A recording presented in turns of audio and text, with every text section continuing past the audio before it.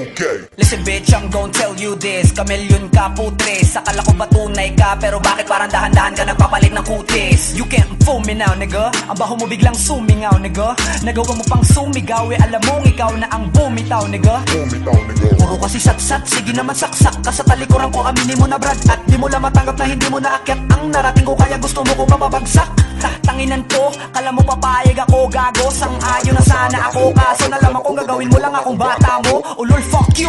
Tapos alam mo, bastos kay, magaling ka lang naman manghusgay. Lakas mo pang tumaya kahit wala kang pamuste. Diba? Diba? O diba baliw ka? Oo, literal na Baliw ka. Di ka na ba nagtataka kung bakit di kami nalapit sa'yo, kasi putang ina baliw ka. Tangina baliw ka. I'm on a beast mode now, ang galit puno na no reload pow. Pabibo ba itong si Iho? Sige sambahin nyo kasi matalino daw. Tang ina nyo, lalo na ikaw putang ina mo. Isa mo lahat ng kinumbida mo, idadamay ko lahat ng kasapi sa'yo. Pwe!